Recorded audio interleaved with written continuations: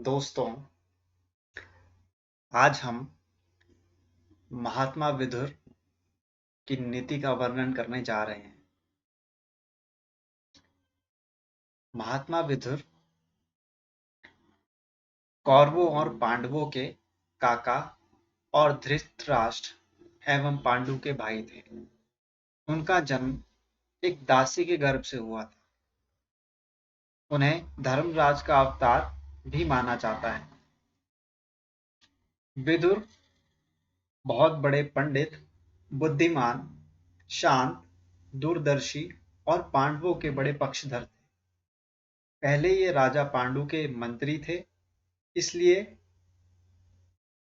इन्होंने पांडवों की भारी विपत्तियों में रक्षा की। ये धृतराष्ट्र के छोटे भाई और मंत्री भी थे। महाभारत का युद्ध आरंभ होने से पहले इन्होंने धृतराष्ट्र को रात भर अनेक प्रकार के अच्छे अच्छे उपदेश देकर युद्ध रुकवाना चाहा, पर इसमें भी इन्हें सफलता नहीं मिली। युद्ध में इन्होंने पांडवों का पक्ष ग्रहण किया। इन बातों से यह स्पष्ट हो जाता है कि विदुर अपने समय के एक ऐसे नीतिज्ञ थे जिनके कथनों में नीतिमत्ता है, निर्भीकता है और प्रासंगिकता है। जिस समय जो कहना चाहिए वह विदुर ने कहा और ठीक उसी आधार पर उनका नाम देश के महान राजनीतिवेताओं में आ गया। उनके धृतराष्ट्र को दिए गए उपदेश आज विदुर नीति के नाम से लोकप्रिय है। उनका अनुसरण करके राज्य और व्यक्ति का कल्याण हो सकता है। तो मित्रों, ये था हमारा इंट्रोडक्शन पार्ट विदुर से रिलेटेड। आइए अब हम विदुर के श्लोकों का वर्णन करते हुए विदुर की नीति को ध्यानपूर्वक सुनते हुए उसे समझने का प्रयास करेंगे और आशा है आप मेरे इस वीडियो को पसंद करेंगे। आइए अब हम शुरुआत करते हैं। महाराज दासी पुत्र विदुर आपकी सेवा में उपस्थित हैं। ये द्वारपाल ने कहा धृतराष्ट्र से, आज्ञा दीजिए, आपके आदेश का पालन करने में मुझे प्रसन्नता होगी। महात्मा विदुर कहते हैं धृतराष्ट्र से। अब धृतराष्ट्र बोल रहे हैं विदुर से कि हे विदुर, पांडवों से मिलकर संजय यहाँ आया था और मुझे बहुत बुरा भला कहकर गया है। वह भरी सभा में युधिष्ठिर का संदेश सबको बताएगा। युधिष्ठिर ने पता नहीं क्या संदेश दिया है, यही चिंता मुझे खाए जा रही है। ठीक से नींद नहीं आ रही है, क्या करूं समझ नहीं आ रहा है।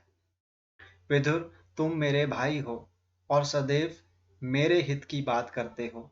बताओ, इस स्थिति में मुझे क्या करना चाहिए। धर्मपूर्वक सब बात स्पष्ट कहो मेरे भ्राता विदुर। संजय पांडवों के पास से पता नहीं क्या संदेश लाया है। मैं इसी विषय को लेकर चिंतित हूँ। मेरा शरीर जल रहा है, इंद्रियां शिथिल पड़ती जा रही है। सभा में वह पता नहीं क्या कहेगा, यह चिंता मुझे तोड़े जा रही है। अब महात्मा विदुर धृतराष्ट्र से कहते हैं, कमजोर मनुष्य की हालत अक्सर ऐसी हो जाती है क्योंकि अनजाने में ही वह अपने से अधिक बलवान व्यक्ति से शत्रुता और विरोध मोल ले लेता है। चोर और काम पीड़ित की भी रात की नींद उड़ जाती है। महाराज, आपने भी तो यही गलती नहीं कर दी है कि किसी बलवान से शत्रुता मोल ले ली हो।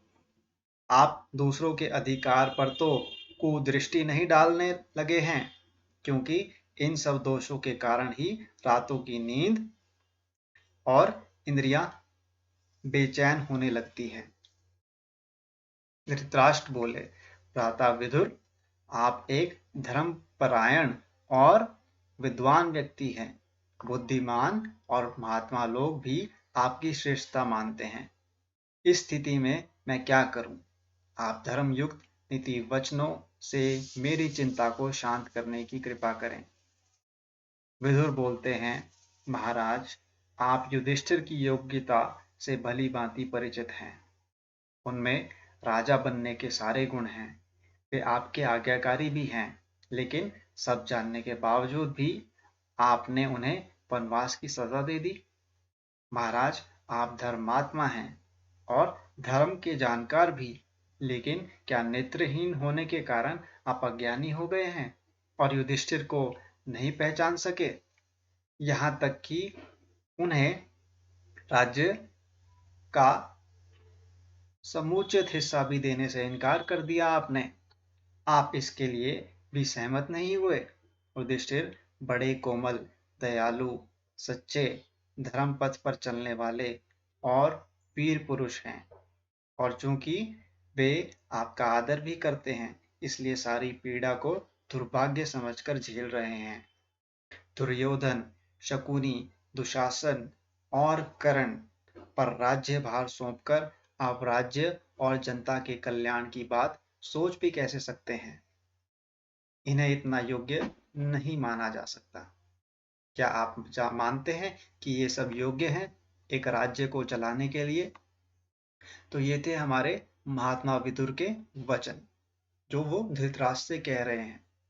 अब हम अगली वीडियो में इन श्लोकों का वर्णन करते हुए आपको विदुर नीति का व्याख्या देते चले जाएंगे। आज के लिए इतना ही। धन्यवाद।